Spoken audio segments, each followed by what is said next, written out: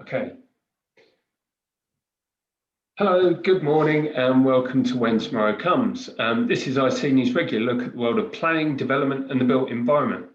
My name's Dan Jestico, I'm Director of ICNI Futures, and this week we're going to be looking in a bit more detail at the practical implications of embodied carbon policy.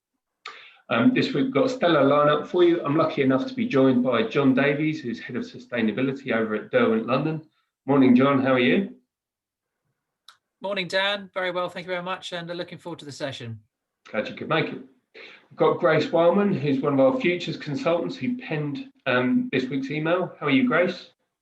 I'm very well, thank you, Dan. How are you? I'm good, thanks. I'm good. And we've got our When Tomorrow Comes stalwart, Ashley Cook. How are you, Ashley? Hi, Dan. Yes, I'm good, thank you. Good. As is traditional with these sorts of things, we're going to now hand over to Grace, who's going to give us a bit of a summary about what her email this week was about. Grace, over to you. Thank you. So our article this week looked at embodied carbon, which is something that's an upcoming policy change that will be introduced under the new London plan once it's been published. Embodied carbon is essentially all of the carbon that's locked up within a structure and is related to all the processes that are associated with its construction, use, and then the end of its life, whether that be demolition, recycling, etc. The article mainly focuses on the challenges that are kind of associated with accounting for carbon, embodied carbon, and also how we can go on to look at reducing this within our new buildings that we're putting in for planning at this time. It looks at how the existing data set is currently quite limited, but how this shouldn't really act as a barrier to us being able to account for embodied carbon and to create benchmarks from which we can set new targets.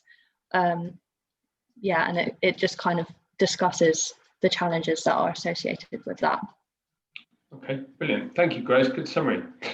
John, you've run a few of these things now, I understand it. How have you found the process?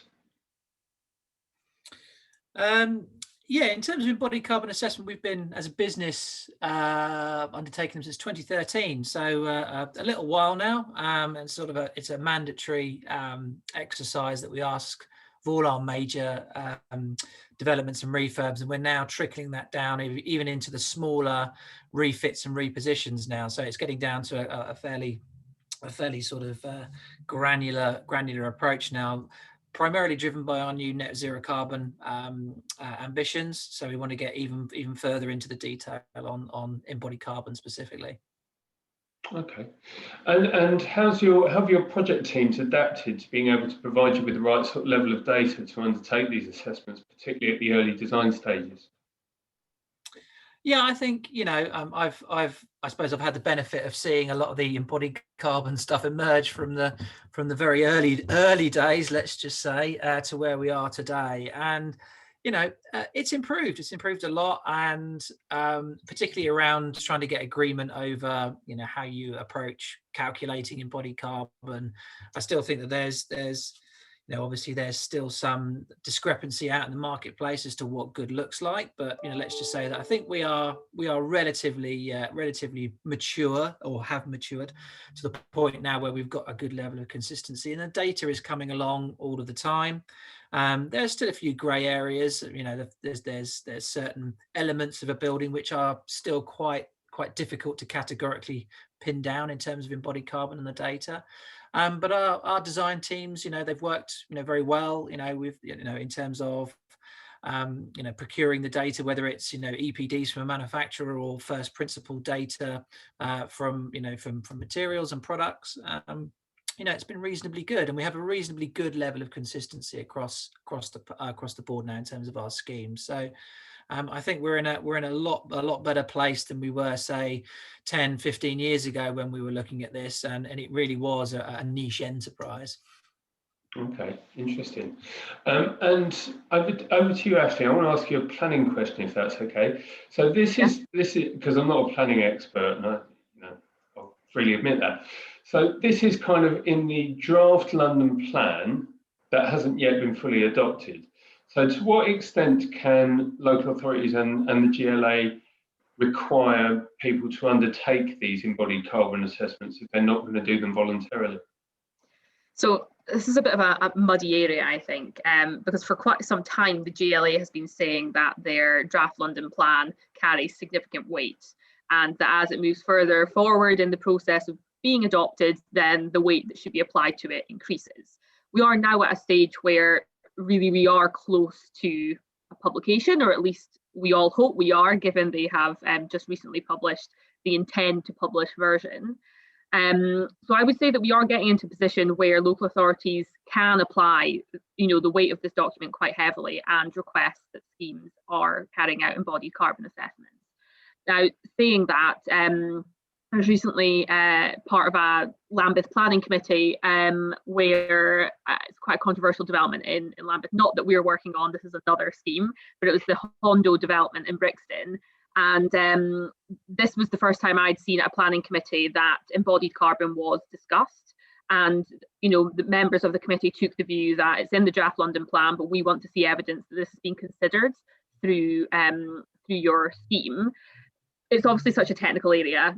Grace and John have both spoken about it here, and there's a lot of technical information that feeds into it. So the discussion on at the committee was quite limited to the sense of we have experts who are informing us of this, and that was kind of the end of it.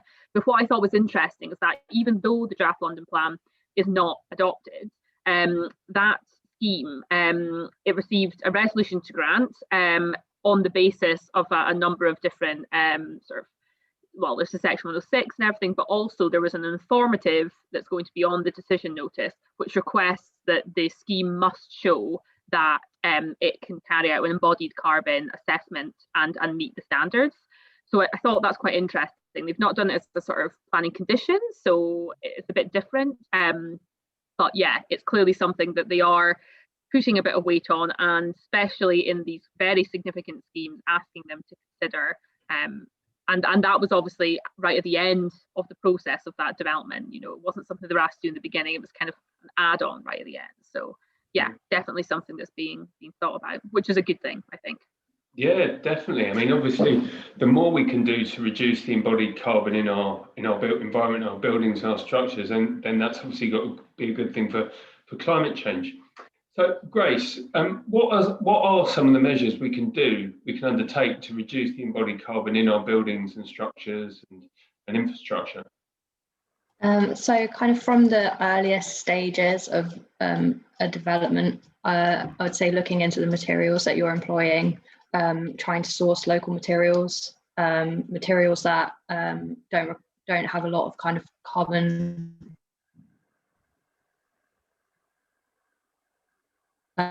associated with their extraction, and their kind of embodied carbon assessments will also kind of encompass operational carbon as well.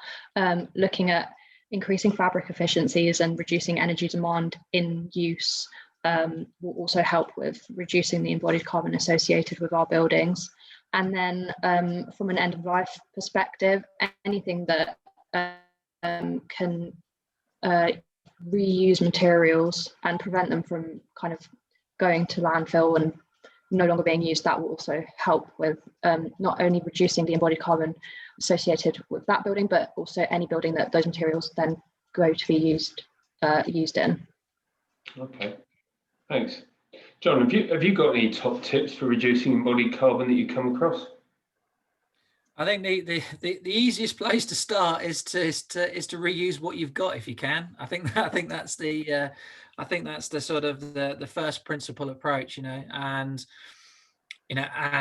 these days in particular, we see quite a lot of questions being raised over can you retain. As a business, Derwent London, we've built our reputation on repurposing, repositioning buildings and spaces. So we understand the value that can bring, and also where we have undertaken new development. We're doing a lot more new developments these days. Starting again, as Grace mentioned, looking at your high intensity, your high mass items. it's quite simple when you think about it in terms of what holds your building up, the structure. That's really where a lot of the action happens. So what's going into the ground, so your foundations, your structures that are going to hold your building up. Then subsequently, what structure sits on top of that to hang your facade and your floors from. Those are the areas you need to start looking into in close detail to rationalize, potentially make leaner. So what I mean by leaner for the viewers out there is trying to use less of the material to create the same effect or to create the same structural integrity and purpose. And then potentially start looking at substitution for those materials. So do you necessarily need to use the traditional concrete or concrete steel hybrid method or model? Could you use timber? Could you use something else? Those are the questions we're now having to ask ourselves to say, do we have to default to the regular and very well known, very well trusted and very good materials, steel and concrete, to create our buildings? And that's the sort of the questions, if you like, that we and others should be asking about. Can we do it slightly differently to try and bring down the carbon bill for the structure and then subsequently the facades and all the other things that fit into the building? Okay. I actually had a point I wanted to make, and it was about what John said on reusing what we have already, and I think that that's really important, and I think we've done a vlog on this before where we looked at it from a sort of heritage perspective and, you know, trying to retain existing buildings and make the most of them, and I think that there is a lot of value in that. But one thing that I thought was interesting is the embodied carbon requirement in the London plan. I think if I'm right, it only applies to referable schemes, I think. So it's only your sort of really kind of major developments. It's obviously, those at the moment, you know, yes, fair enough. But obviously there are then, you know, your kind of smaller schemes, and, you know, is there ways that we can improve embodied carbon in that as well? And the one thing that I saw recently, now I don't do a lot of work in Camden, but I was actually working on a project there recently, and I hadn't been aware of the policy that they've got in relation to the replacement of sort of individual dwellings, and, you know, them trying to control the fact that I think for a long time they had a lot of people just coming in, buying a property, demolishing it and building a brand new one that wasn't actually necessarily any better than the original one. So now they've got policy controls to make sure that if there is going to be a new building, that it is, you know, meeting sustainability credentials. They've considered the circular economy and embodied carbon, and I think that's really great. And I would hope, you know, that other local authorities would follow in that direction, because I think we need that sort of change to make a difference, really. Yeah, okay. Grace, does this mean we have to upskill our design team to all become embodied carbon experts? I think there will be a need to upskill for sure. I don't know that necessarily everyone has to be an expert, but I think we do need to upskill everyone in terms of being able to think in a similar way to what John was kind of alluding to with thinking about whether we do have to go with like a steel structure, or if you can use something else, and also just kind of taking a shift in our mentality to thinking about things as a whole kind of lifetime, rather than just in individual kind of siloed stages. I think that will really help with making steps in reducing embodied carbon for sure. Okay, thank you. We've just got time for one more question before we wrap up. John, I'm going to hit you with something a bit left field. I hope that's okay. So we've been talking about embodied and whole life carbon. What sort of measures what sort of sustainability principles do you think is on the horizon next that we should all be kind of looking forward to? Where are the sustainability trends taking the market over the next sort of 5 or 10 years, do you think? One of the big trends corporately, you've seen the mass movement now towards net zero carbon, and I think that's only going to multiply across lots of different sectors, not just our sector as built environment and ourselves as property investors and developers and other property companies. I think the move into renewable energy is going to be a very, very interesting one, and how more additional sources of renewable energy start to come to the market and who actually is financing and providing those. I think you're going to find quite an interesting array of organizations that traditionally were not in that game suddenly taking a very interesting position in that game. ourselves included, and potentially around the world of carbon offsetting. And I know it's been a controversial subject for many years now, but carbon offsetting, insetting, removals, however we wish to describe the approach, that's certainly going to ramp up in years to come, particularly with Mark Carney and his new voluntary mechanism that he's looking to create. I think we're going to hear a lot more about that. And again, you're going to find organizations who traditionally weren't active in these kinds of spaces being a lot more prominent, and a lot more interested in how we can start to further this area and potentially new revenue streams and new areas of green growth that spin out of all these sorts of things. So I think it's a very, very interesting juncture, and out with of all the COVID restrictions that we currently have and the aftermath of Brexit, I think there's a very, very encouraging sort of new economy around sort of sustainability and all the offshoots that come out of that. I think is going to present to UK businesses like ourselves, definitely. That's brilliant. That's really exciting. On that really optimistic footnote, I'm going to leave it. I'd like to thank all of our guests for joining us today. Thank you, Ashley. Thank you, John. Thank you, Grace. Hope to see you all again soon. Thank you very much.